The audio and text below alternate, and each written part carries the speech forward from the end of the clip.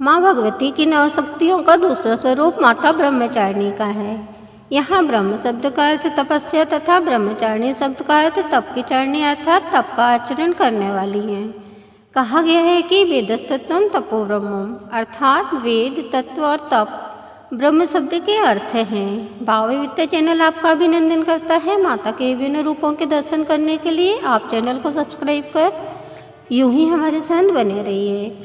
माँ ब्रह्मचारिणी का स्वरूप पूर्ण ज्योतिर्मय एवं अत्यंत भव्य है। इनके दाहिने हाथ में जप की माला तथा बाएं हाथ में कमंडल सुशोभित है। देवी ब्रह्मचारिणी को प्रसन्न करने के लिए माता का ध्यान करते हुए इस श्लोक का पाठ करना चाहिए। ददाना कर पद्माभ्याम अक्षमाला कमंडलु देवी प्रसिद्धमयी ब्रह्मचारिणी उत्तमा अर्थात जिनकी एक हाथ में अक्षमाला है और दूसरे हाथ में कमंडल है, ऐसी उत्तम ब्रह्मचारिणी रूपा माँ दुर्गा मुझ पर कृपा करें।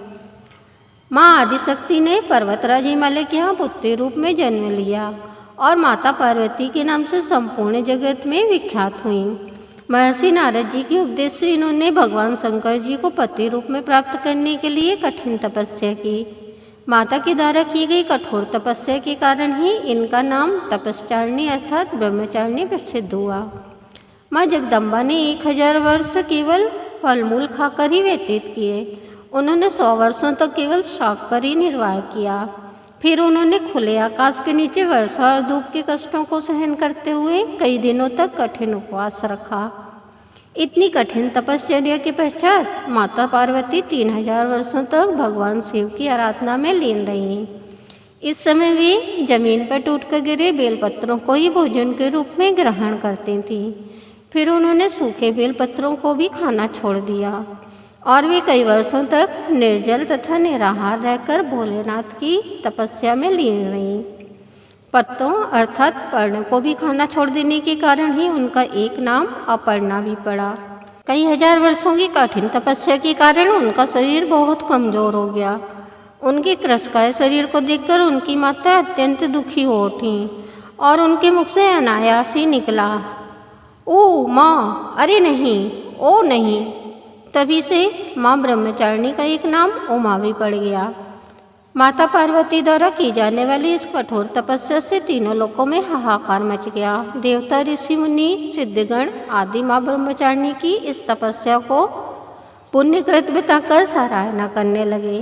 तब श्री ब्रह्मा जी ने आकाशवाणी के द्वारा माँ भगवती से कहा, हे देवी, आज तक किसी ने ऐसी कठोर तपस्या नहीं की थी। ऐसी तपस्या तुम्ही से संभव थी। तुम्हारे इस अलौकिक कृत्य की चतुर्दिक सराहना हो रही है।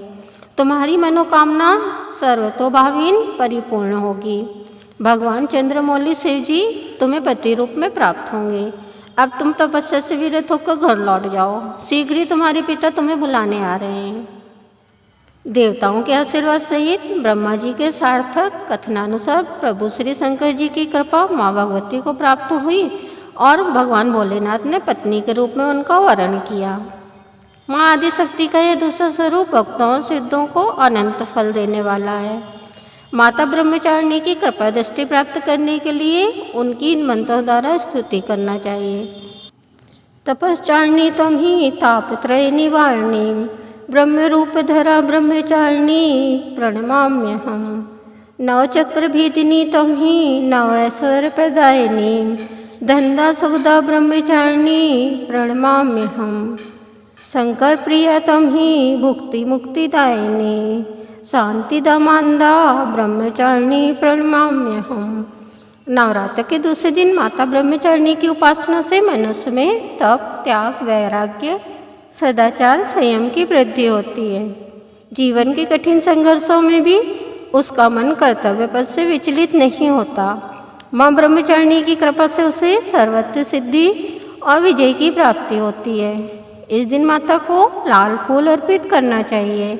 शक्कर, सफ़ेद मिठाई, मिश्री आदि का भोग लगाना चाहिए। ऐसा करने से साधक को लंबी आयु तथा सर्वत्र विजय की प्राप्ति होती है। नवरात्र के दूसरे दिन साधक का मन स्वाधिष्ठान चक्र में स्थित होता है। इस चक्र में अवस्थित मन वाला योगी माँ की कृपा और भक्ति प्राप्त करता है। ओम ब्रह्मचारिणी देव्यै नमः।